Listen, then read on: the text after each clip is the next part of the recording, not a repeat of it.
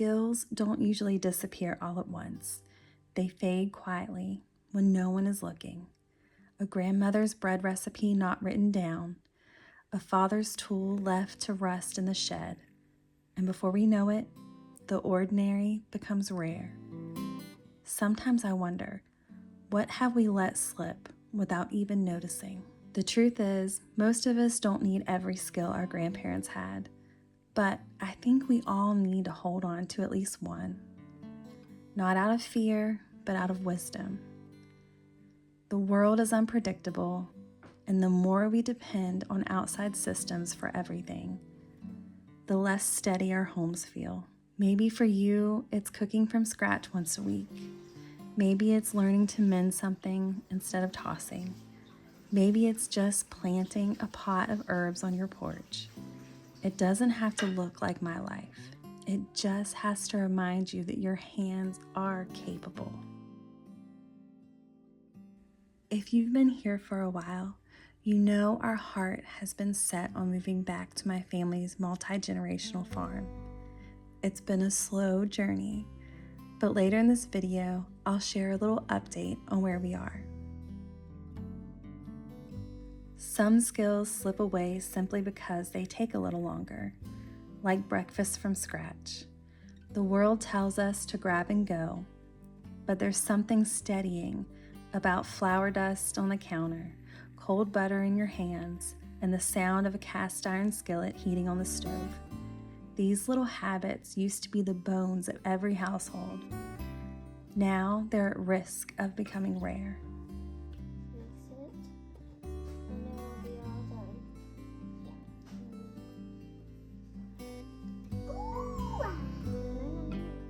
When's the last time you slowed down enough to notice how even breakfast shapes the pace of a day? For me, it's always on mornings like this, where the rhythm of cutting butter into flour reminds me that not everything has to be rushed.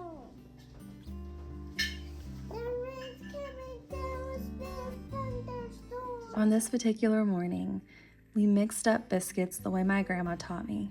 Flour, butter, baking powder, salt. Nothing fancy. The trick is keeping the butter cold, almost frozen, so that it bakes up into these soft, flaky layers. I grate mine in with a box grater, and the girls love helping stir it through. Then we splash in the milk, just enough to bring it together, not enough to overwork it.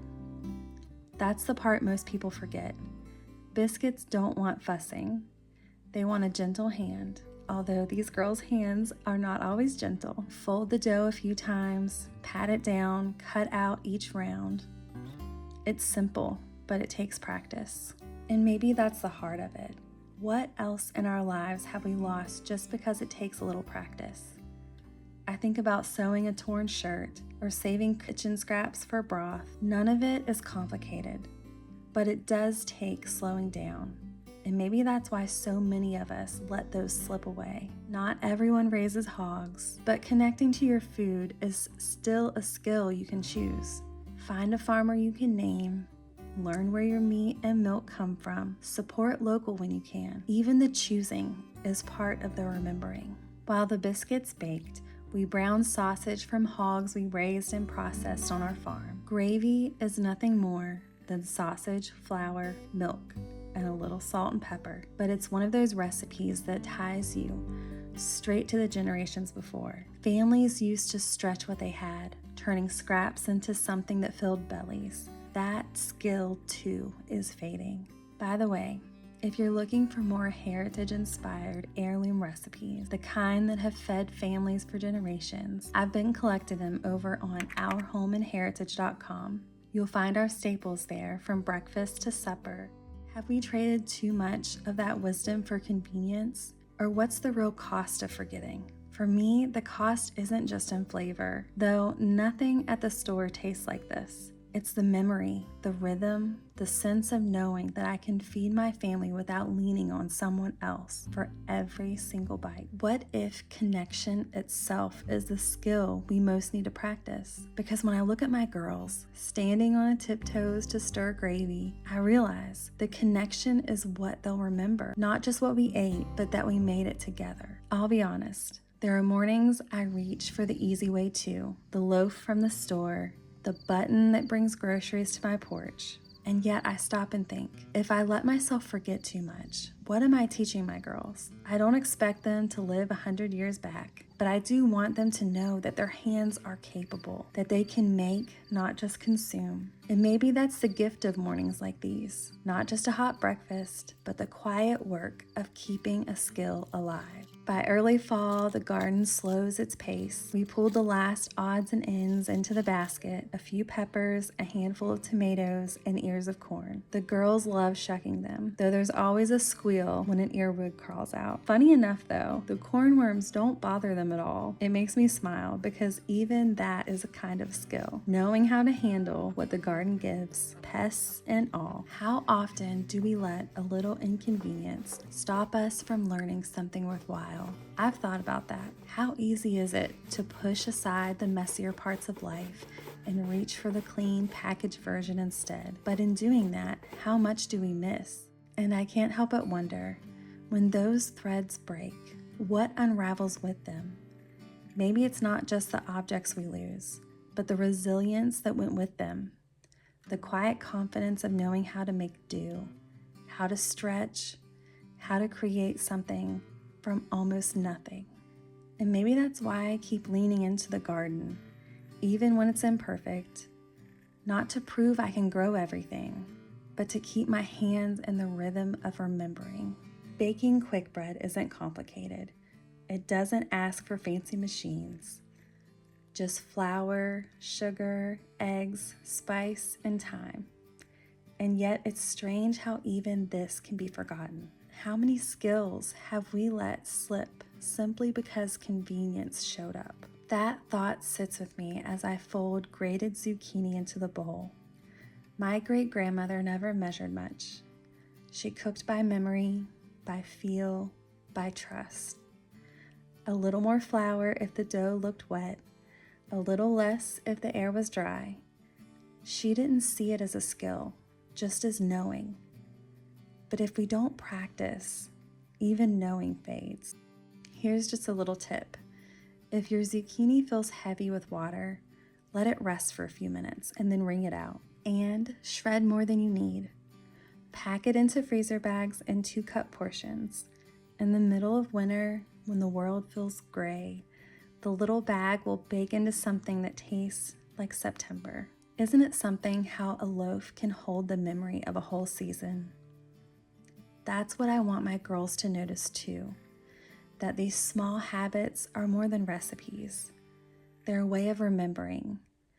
Every loaf pulled from the oven tells a story of mornings in the garden, afternoons at the table, and a choice not to let the old ways slip too quietly away.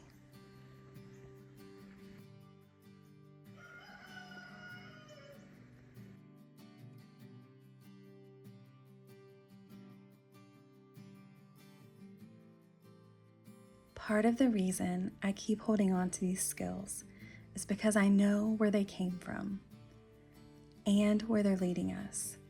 Every meal stretched from what we have, every repair made with what's on hand, every season teaching us how to make, do, and carry on, points me back towards something larger.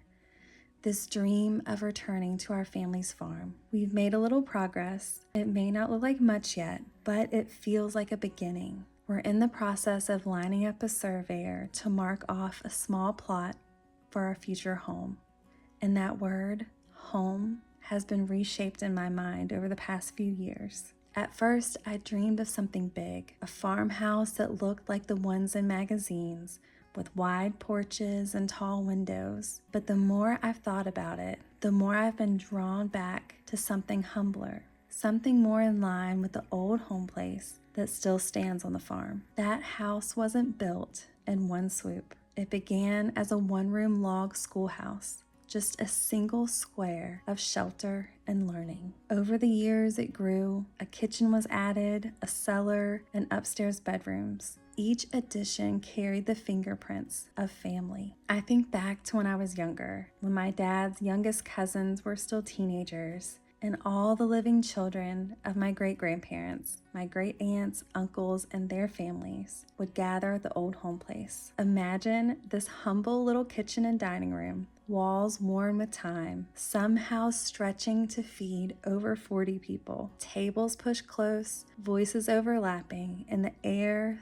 thick with food and laughter. That's why we're leaning more towards starting smaller. Maybe a modest barn-style home, rough built with lumber from our own land, something rustic and minimal, maybe even with a concrete floor heated by an outdoor wood furnace. We've talked about stamping and staining the concrete to look like planks, sturdy, practical, honest. One day, that same building could be a garage or even a summer canning kitchen. What if a home is meant to be grown into, not finished all at once? I was inspired by Lisa from Farmhouse on Boone to look into freefarmhouse.com, a project by Jay Osborne. His vision is to share traditional farmhouse plans freely, so families like ours can build homes that are rooted in history, not debt.